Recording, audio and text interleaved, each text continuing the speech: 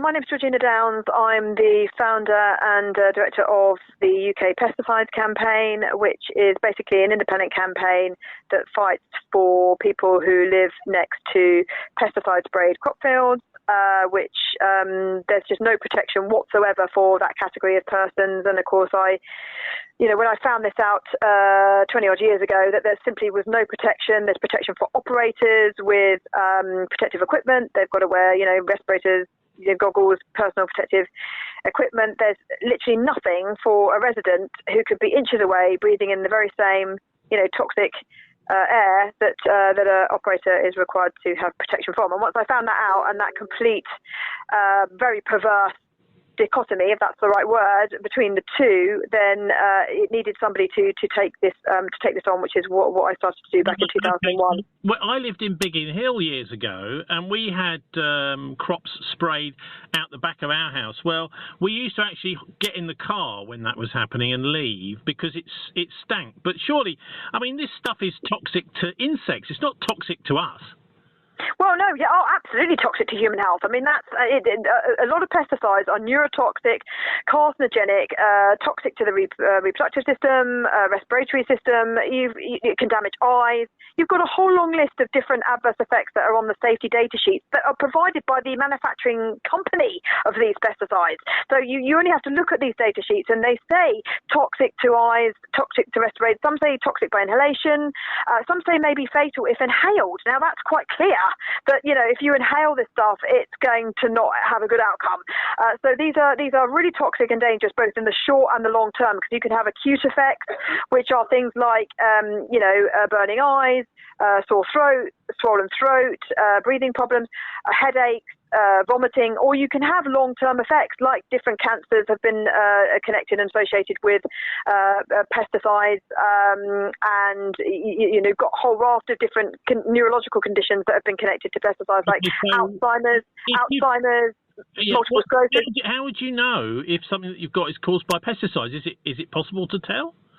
Well, in our case, we had blood and fat samples taken to check for pesticides in our system. So we had categoric proof and evidence that pesticides were found in our system, and the doctor that interpreted the results said that we had the most pesticides that she'd ever seen in our system, but both myself and my mother. And my mother has got advanced Alzheimer's, which was diagnosed a few years ago, and was connected by her neurologist as being, probably most likely to do with the fact that she's lived next to sprayed fields for so many decades and been exposed to all of that.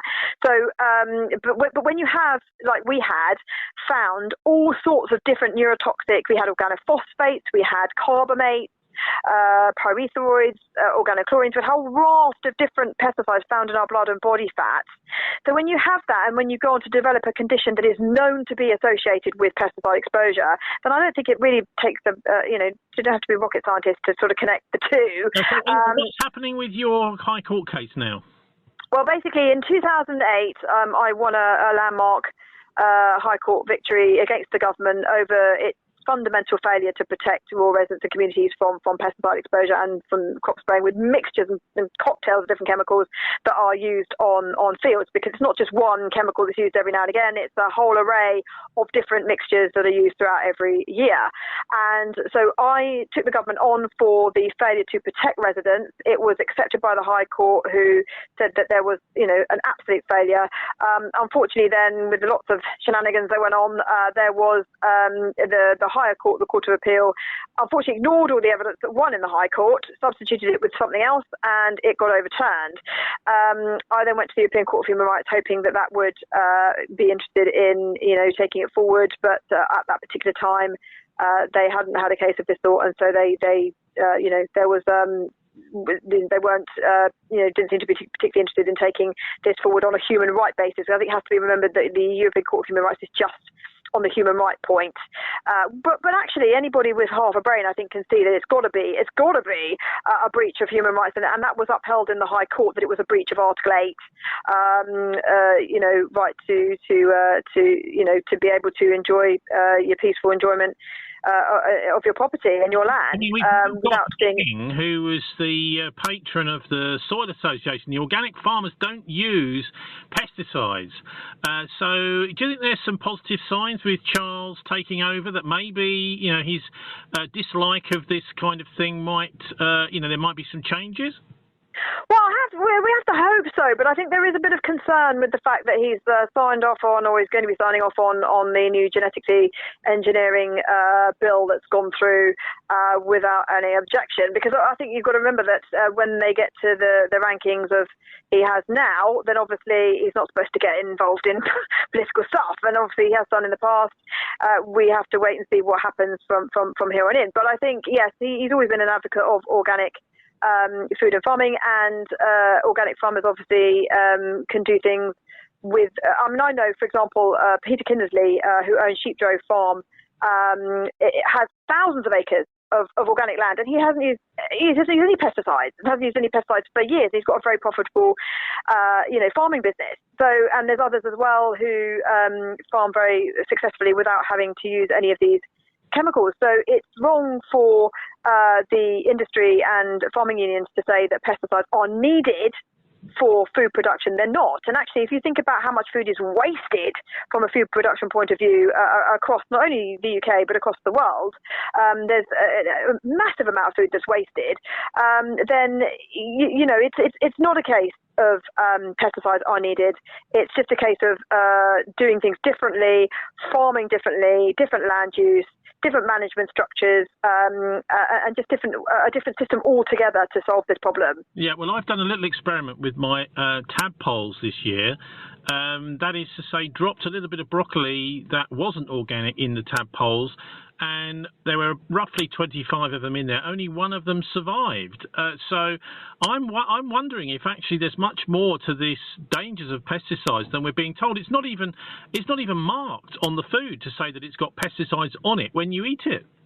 Well, that's the thing, you see, if a supermarket had proper full-on labelling about all the ingredients that have gone into different foodstuffs when they are produced, so let's say, for argument's sake, if there was an organic lettuce next to a non-organic lettuce, if the non-organic lettuce listed all the different pesticides that are used when it's food production, of which there is a lot, lettuce is one of the most heavily sprayed salad crops, then not only that, but it then said next to it that the safety data sheet for each of those chemicals will say things like toxic by inhalation, don't consume, whatever. People might have a different thought process when they go to purchase their products.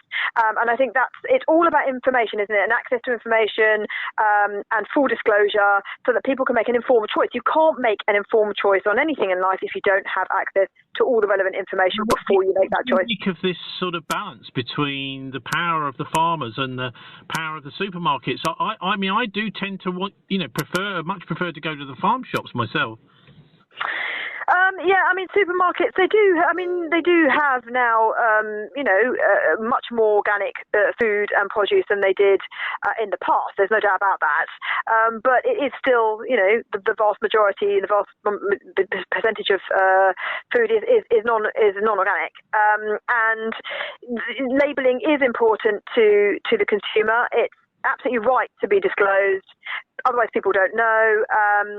I personally, do shop in both, shops, small independent shops and supermarkets, because there's just, the convenience is there for supermarkets when you're trying to get a whole raft of different stuff. Maybe I shouldn't say that. But there is, obviously there is a whole raft of different things that you can get in a supermarket, not necessarily just foods. They expand out to other items now, clothes and other things. So, it is... there is no doubt that supermarkets and farming unions and farming businesses and the big landowners all still have way too much power in relation to this discussion about land use, production, sustainability, what is the right way to go. And unfortunately, these that have a lot of money, anybody else, particularly small independent campaigns like the one I run, but consumers and people who are, particularly those who are exposed to these things on a daily basis, for example, like people living next to farmland, they're the people that really know and understand the full impacts of these chemicals. And I think that's the difference between what I do and, say, for example, some NGOs who work on these issues, who don't necessarily live in this situation, who don't necessarily quite get it in relation to the risks, the impacts on health. The what it does on throughout a year, to have to keep, like what you said earlier, you have to keep getting in the car and going off because the fumes are so strong. Sometimes they can linger for days, and it's only when people live in that situation that they know the impact on their daily life as well as on their health from pesticide spraying, in the countryside. And then obviously you've got the issue with the end product. If you're honest, if some of the farmers would just literally, tell people a few days before, saying, well, we're going to be doing spraying, or maybe, do you think it's possible to ban these pesticides completely? I think the three main things I've always been campaigning from in the campaign I run is access to information for residents to know exactly what's being sprayed so they can assess the risk, and prior notification at least 48 hours prior to spraying. But most importantly, because it's all well and good to be told you're about to be poisoned, but the fundamental point is you shouldn't be poisoned in the first place. So that is why the overriding call of the campaign has been to prohibit spraying in the locality of residents' homes, schools, playgrounds, any area where vulnerable people could be, like hospitals, nurseries.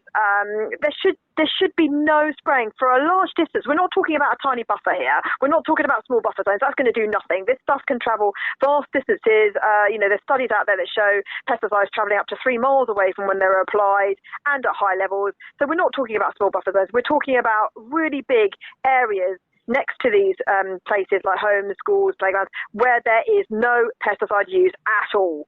And even you could have some farms where they've got a mix of farming. They could have cattle, they could have, they could have some cereals, whatever.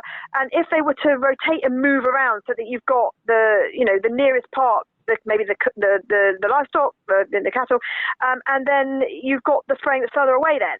So that would be one possible, way for some farms that are mixed to be able to do things. But there really should not be any spraying permitted near human habitation, near where people live and breathe, because of how toxic these chemicals are. Maybe no spraying at all. I mean, you've painted a picture there. Sorry, say again? I said maybe no spraying at all. You've painted a picture there, almost not of a weevil or a beetle shriveling up and dying, but people shriveling up and dying and not even knowing what's going on with it. Anyway, so how do people follow your campaign, Georgina? Yeah, well, there's a website which is www.pesticides.campaign.co.uk, and then I'm also on Twitter. Just look me up, Georgina Downs. I'm on Facebook. There's 2 pesticide campaign Facebook pages that escape me from the titles at the moment. So apologies for that. But yeah, there's various ways people can find me, and the actual overriding aim, I should just stress, is organic farming future, so not using any chemicals at all, and having a fully sustainable, green, organic, non-chemical food and farming production system. Okay, Georgina Downs, thanks very much for joining us. Thank you.